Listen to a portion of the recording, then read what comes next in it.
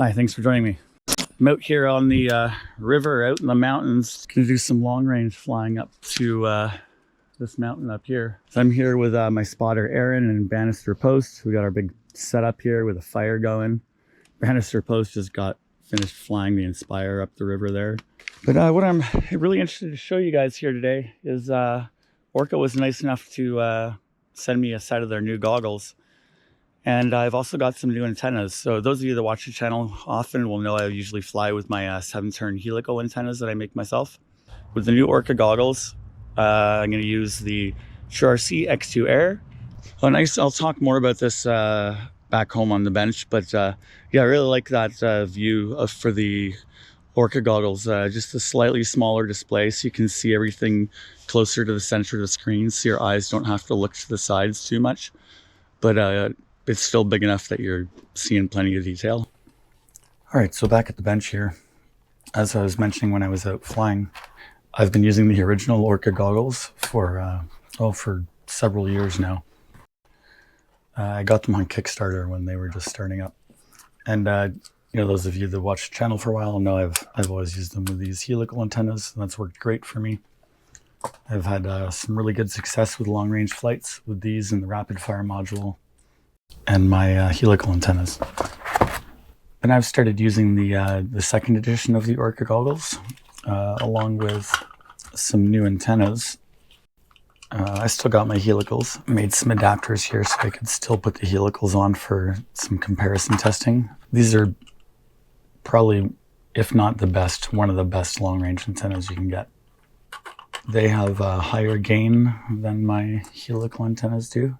Coverage is slightly narrower up and down, but the coverage is wider left and right. So the antenna is set up like this. There's plenty of room in the middle where these ones overlap each other for their field of coverage. I've really been liking how these TrueRC X2 Airs have been working with these new Orqa goggles.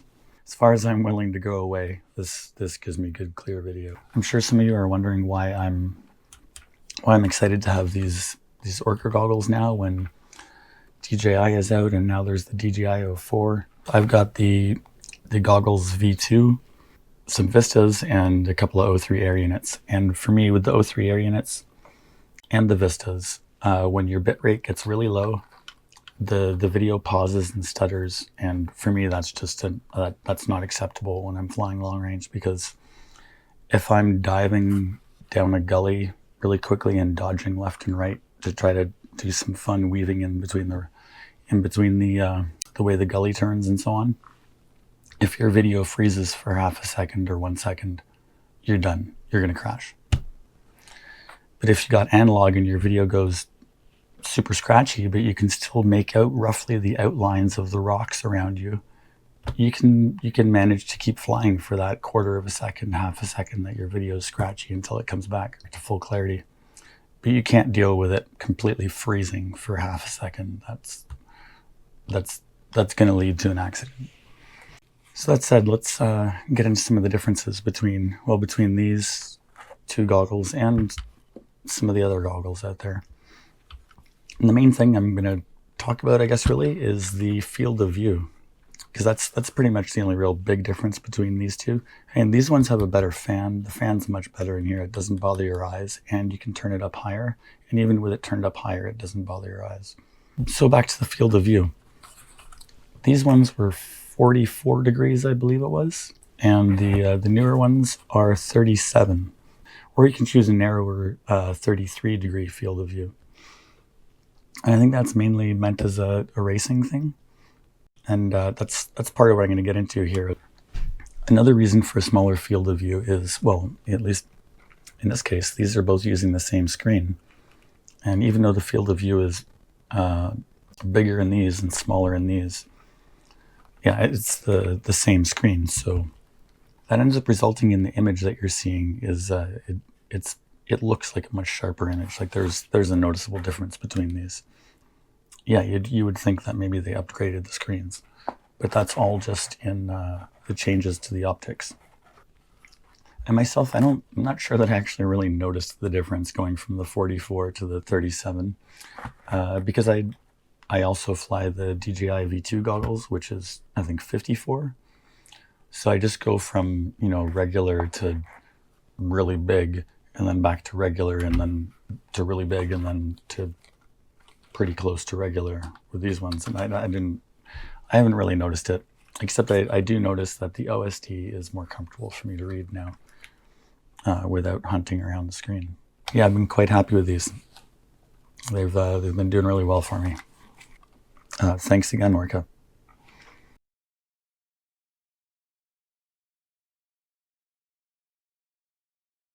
So as I'm flying down here, I'm keeping my eye on the home point and making sure that the ridgeline doesn't cover up my view of it.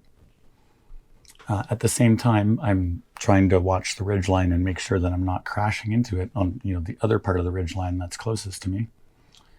And as well, I'm also glancing up and looking at my my OSD display, seeing what my amp draw is, my speed, how much is left of my battery, and what the distance to home is still.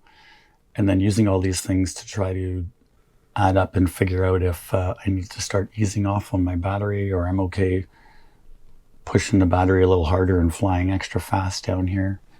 So I'm trying to do all these things at the same time, as well as trying to fly a nice smooth line quickly and close to the ridge line.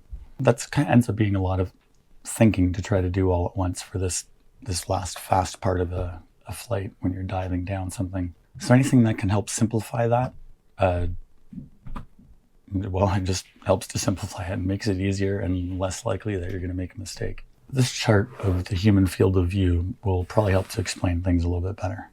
And one thing I've really noticed with my DJI V2 goggles is with the OSD set out around the edges of the screen, because I don't want it to block my view closer in, because then that's going to prevent me from seeing objects that are coming up close to me.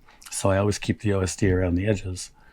But on the DJI V2 goggles, the OSD around the edges is so far out to the side of my vision that I have to really, I'm moving my eyes and looking around all over inside the goggles to try to be able to see all the different OSD elements. And with the Orqa goggles on, I don't do that. I just have to sort of pay attention to the edge of my field of view, and I can see it. I can see everything that I need to. Although you might not feel like it, because you can see color and movement everywhere around in your vision, even way, way off to the sides. The human brain only does a really good job at interpreting what it sees in the middle 30 degrees of the field of view. Everything outside that middle 30 degrees can be helpful information, but it's not something that you're going to be able to really focus on. So you can see that the sort of generally considered usable area of vision is about a 60-degree field of view. And that's probably why a lot of the FPV goggles pushed their field of view up into the 50s or mid 50s for how many degree field of view you would have. But you can also see that, that extra 15 degrees on either side is really not all that helpful, because your brain can't focus on all that. And it can, but you have to look to the left side of your goggles to pay attention to that thing going by on your left. And then your eyes look to the right. Some of you might not notice that, but I notice that it actually takes time for your eyes to move side to side. And that's one of the reasons that the racing field of view is actually 33 degrees in these. Because racing is, you have to be extremely fast. There's no time for your eyes to look around in your goggles. So I think even using the 37-degree field of view and putting my OSD elements to the side, I can still tell that I have to actually look a little bit, like to see the ones that are up in the top corners or the bottom corners. The ones on the side I end up are being pretty comfortable to see. But I also try to move them in a few little OSD squares for positioning things. I always move my elements in a couple of squares from the edge so they're not right at the outside limit. All right, we're all set up and ready to go here. Gonna go take the RAD Li-ion up there. So first here I'm testing the TrueRC X2 Air antennas on the new Orqa goggles.